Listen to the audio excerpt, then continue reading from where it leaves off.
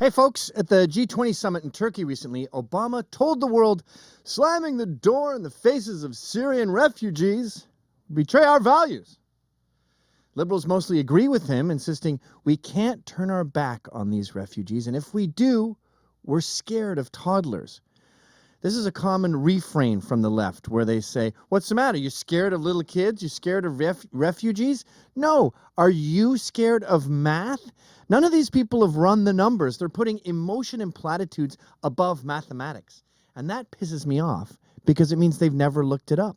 If you haven't looked it up, you don't care. And I understand people not caring. I'm fine with that. But you're not allowed to tell me how to run my life if you haven't cared enough to Google it. Why are these people determining policies for the world? The truth is, turning your back on refugees is a mathematical inevitability. 3/4 of the world is starving. Of the estimated 7 billion people here on Earth, nearly half of them live on less than $2.50 a day. Should we turn our backs on 3 billion people? Yes, we have no choice. That question doesn't make any sense. Rich Lowry over at National Review cares enough to run the numbers.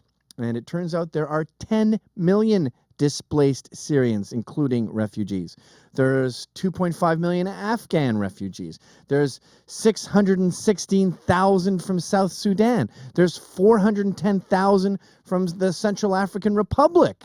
We can only take a small fraction of the world's refugees, and America is up to 70,000 a year.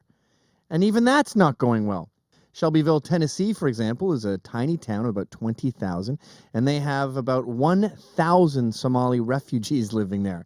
Check out how well it's going for them. Their culture is totally alien to anything that the folks here are used to.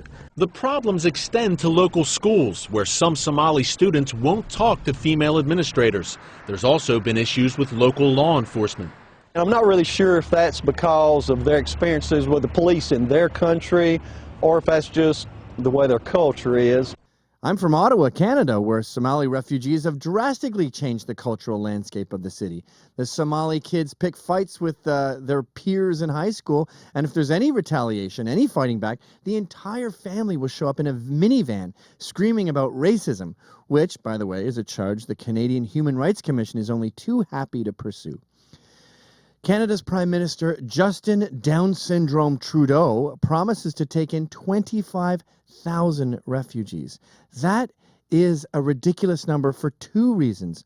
One, it's way more than Canada can handle. Two, it's an inconsequential number of the 10 million who want to come here. Do you understand? Did you pay attention in high school math? That's what's so insane about the statistically illiterate politicians running our countries. They don't care about the numbers. They care about looking like they care. Meanwhile, here on Earth, we have to clean up the mess they make. Doesn't that count for anything?